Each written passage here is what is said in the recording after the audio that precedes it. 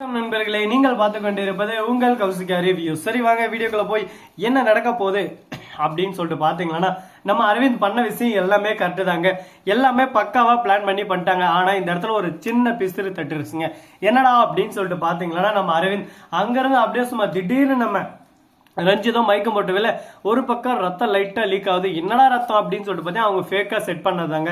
ஹாஸ்பிட்டலுக்கு போன உடனே அங்க ஒரு நர்ஸ் கரெக்டா நம்ம ராஜேஸ்வரிக்கு ரொம்ப க்ளோஸான நர்ஸ். இதுக்கு முன்னாடி ராஜேஸ்வரி இந்த பக்கம் வந்துட்டு போயிருக்காங்க. அடிக்கடி ராஜேஸ்வரி ரஞ்சிதம் அவங்க கான்டாக்ட் நம்பரும் வச்சுன்னு இருக்காங்க. ஆனா இவங்களுக்கு இந்த விஷயம் தெரியாதப்பா, தெரியாதே அப்படின்னு சொல்லிட்டு ஒரு பக்கம் இருக்கா. மறுபக்கம் திடீர்னு இவங்க என்னத்துக்கு வந்திருக்காங்க, ஏதுக்கு வந்திருக்காங்கன்னு சொல்லிட்டு தெரியாம உன்னிப்பா கவனிச்சுன்னு இருக்காங்க. நம்ம ராஜேஸ்வரிக்கு ஃபோன் பண்ணிடுறாங்க. இந்த மாதிரி ஒரு கொஞ்சம் ஹைட்டா கொஞ்சம் ஒயிட்டா இருப்பாரு இன்னொருத்தர், அந்த வக்கீல் தேவசேனான்றவங்க, அவங்கள எனக்கு நல்லாவே தெரியும். அவங்க வந்து ரஞ்சிதத்தை ஹாஸ்பிட்டலுக்கு கூட்டிட்டு வந்திருக்காங்க. ரஞ்சிதம் மேடம் மயக்கம் போட்டு மயக்கத்திலே இருக்காங்க, என்ன பண்றாங்க கொஞ்சம் பாரு அப்படின்னு சொல்றாங்க.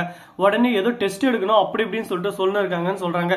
உடனே சரி இது ஏதோ சம்திங் தான், நீ அப்படியே அதை கவனிச்சுனே இரு, அடுத்த செகண்ட் அங்க இருப்பேன் அப்படின்னு சொல்லிட்டு போலீஸை கூட்டினு சும்மா ஒரு சுரவலி கிளம்பியது அப்படின்னு சொல்லிட்டு வந்துட்டு இருக்காங்க. இதுக்கு மேல என்ன பண்ண போறாங்க, ஏது பண்ண போறாங்க, அடுத்து அவங்களோட ஆக்ஷன் என்னவா இருக்க போது, அவங்களோட ஆக்ஷன் சீனை பார்க்கணும்னு சொல்லிட்டு ரொம்பவே எதிர்பார்ப்போட காத்துன்னு இருக்க. என்ன வேணாலும் நடக்கும், ஏது வேணாலும் நடக்கும், சொல்ல முடியாதுங்க. எப்படி வேணாலும் போட்டி போட்டு சும்மா அந்த கான்செப்டே முடிச்சு விட்டுருவாங்க. அந்த அளவுக்கு ஒரு பக்கம் திறமசாலி அவங்க. சரி பார்ப்போம் என்ன பண்ண போறாங்க, ஏது பண்ண போறாங்கன்னு சொல்லிட்டு அதுக்கான தொடரை நம்ம விறுவிறுப்பான தொடரா மல்லி தொடர ரொம்பவே விறுவிறுப்பா பார்த்துன்னு இருக்கோம். சரி, இந்த மாதிரி எல்லாம் ஒரு பக்கம் நடந்துன்னு இருக்க. கரெக்டா அந்த சமயத்துல டான்னு வந்து அந்த இடத்துல நிக்கிறாங்க. வந்து நின்றுட்டு என்ன தேவசேனா நலமா அப்படின்னு சொல்லிட்டு கேட்கறான். தேவசேனா முழுகிறாங்க ஒரு பக்கம். அதே சமயத்துல அந்த டாக்டர் ஃபர்ஸ்ட் தேவசேனா கிட்ட கேட்டாங்க, இதெல்லாம் பண்றோம், இதுல இருந்து எனக்கு எதுவும் பிரச்சனை வராதான்னு சொல்லிட்டு, எந்த பிரச்சனையும் வராது நான் பாத்துக்கிறேன்னு சொல்லிட்டு தேவசேனா வாக்குறுதி கொடுத்தாங்க. இப்ப அந்த வாக்குறுதியெல்லாம் எங்க போக போகுதுன்னு சொல்லிட்டு தெரியலீங்க.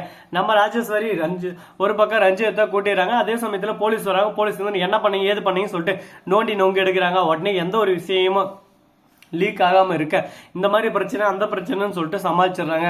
உடனே நம்ம ரஞ்சிதமும் எழுந்ததும், ஆமா ராஜம்மா திடீர்னு எனக்கு அப்படியே மயக்கம் வந்துச்சு, என்ன பண்றேன்னு சொல்ல தெரியல, அரவிந்த் தோல்ல சாஞ்சிட்டேன், அவர் தான் அவசரமா ஹாஸ்பிட்டலுக்கு கூட்டு வந்தாங்க. அந்த சமயத்துல தேவசேனா மேடமும் வந்தாங்க, அவங்க கிட்டே பேசிட்டு இருந்தோம் அப்படின்னு சொல்லிட்டு கான்செப்டே மாத்திடுறாங்க. ஏன்னா ரஞ்சிதத்துக்கு இந்த விஷயம் எதுவுமே தெரியாது.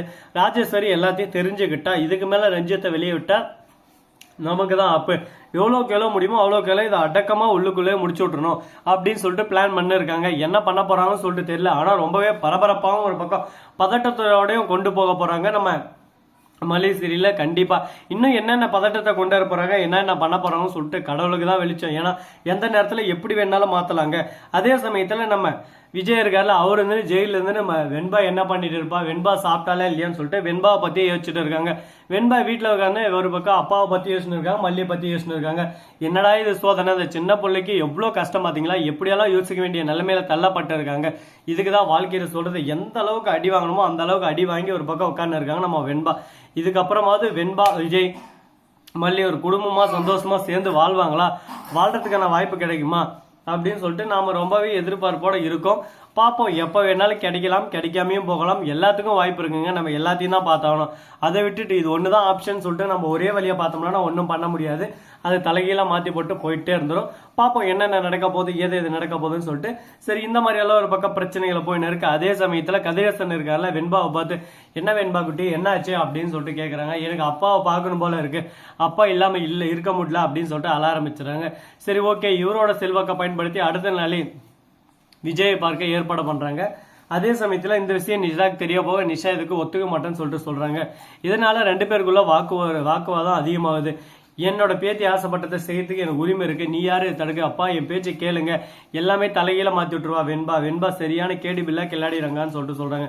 பேத்தியை பார்த்து இப்படி சொல்றதுக்கு எப்படி மனசு வருது, சின்ன புள்ள, அவளுக்கு என்ன தெரியும் சொல்லு, நீ சைலண்டா இரு, நீ அவன் மேல வேண்டா வெறுப்புல இருக்க, அதனால தான் இந்த மாதிரி பேசிட்டு இருக்குன்னு சொல்லிட்டு ஒரு பக்கம் நம்ம தலைவர் ஒரு பக்கம் பேச்சு கொடுக்க ஆரம்பிக்கிறாரு.